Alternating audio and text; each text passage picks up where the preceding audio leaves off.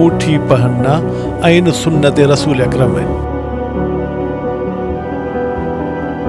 اور یہ حقیق پتھر جو ہے یہ سنت نبی ہے، حقیق یمنی۔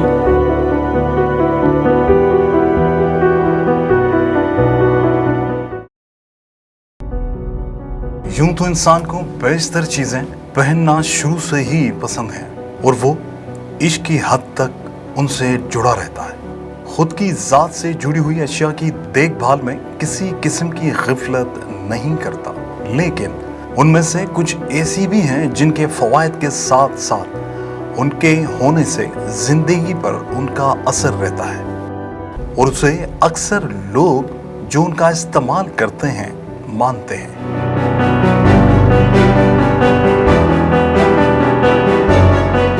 رسول اکرم انگوٹھی بھی پہنتے تھے، سیدھے ہاتھ میں پہنتے تھے۔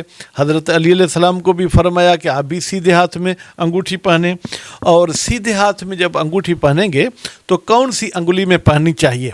تو یہ جو انگلی شہادت والی اس میں بھی منع کیا گیا ہے، بیچ والی انگلی میں بھی منع کیا گیا ہے۔ ان دو انگلیوں میں اجازت دی گئی ہے، یعنی تیسرے نمبر والی انگلی اور یہ چھوٹی انگلی، اور ہر انگلی کے 3 حصے ہیں، پہلا، دوسرا، تیسرا۔ تو اس میں پہلے حصے میں بھی منع کیا گیا ہے، بیچ والے میں بھی منع کیا گیا، یہ جو آخری ہتھیلی کے ساتھ ملتا ہے اس میں جو ہے کہ تاکید کی گئی ہے۔ آپ نے اکثر لوگوں کے ہاتھوں میں پہنی انگوٹھیوں کو تو دیکھا ہی ہوگا جن میں مختلف اقسام کے الگ الگ رنگوں کے پتھر جڑے ہوئے ہوتے ہیں۔ ان انگوٹھیوں کو لوگ بڑے شوق کے ساتھ بنواتے ہیں اور ان میں قیمتی پتھر اپنی پسند کے جڑواتے ہیں، خواہ وہ ایک انگوٹھی پہنے یا ایک سے زائد، پر انہیں اپنے ہاتھ میں یہ پہننا انتہا کی حد تک پسند ہے۔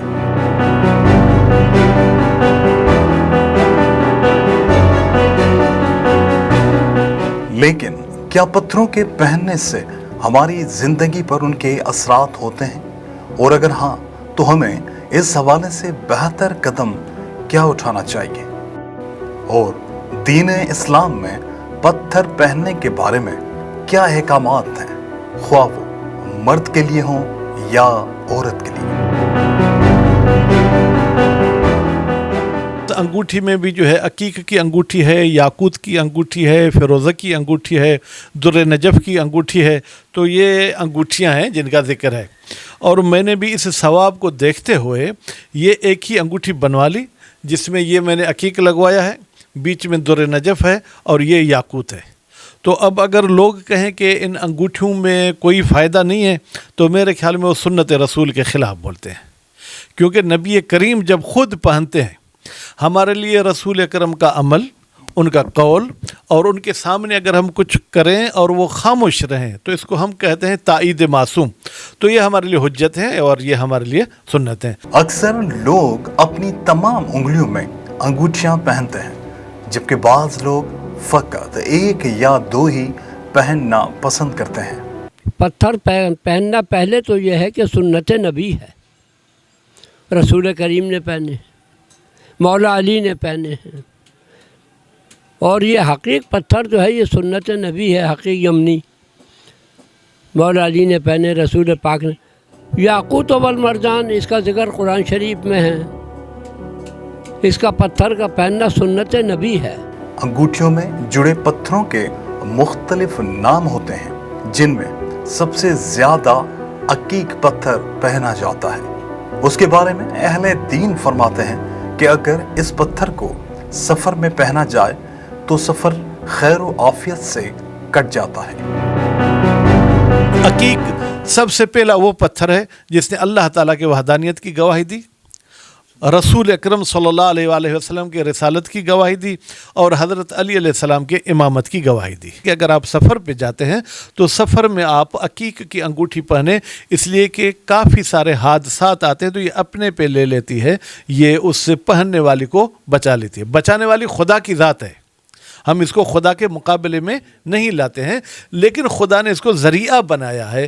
جس طریقے سے آپ موٹر سائیکل پہ چڑھتے ہیں، اگر ہیلمٹ آپ کو پہنی ہوئی ہو تو کافی حادثے میں ہیلمٹ آپ کے سر کو بچا سکتی ہے، تو بچاتا خدا ہے، لیکن ہیلمٹ کو اللہ نے ذریعہ بنایا ہے۔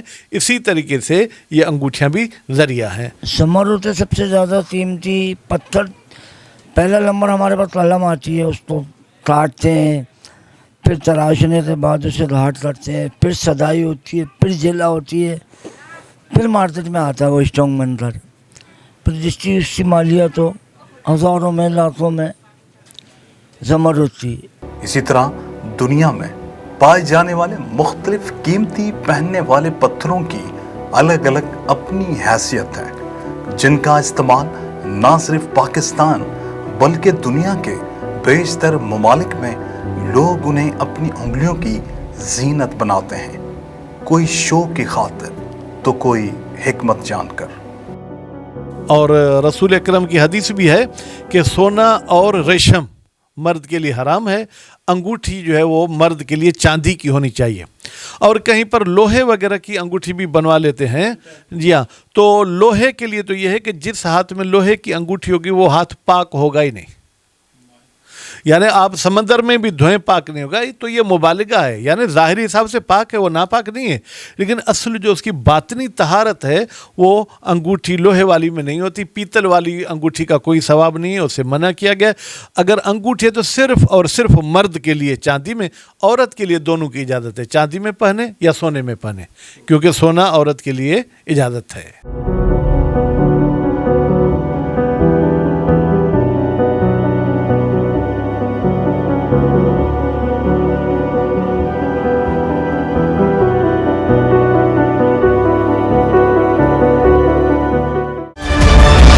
SS News Digital Sindhna Peri Wik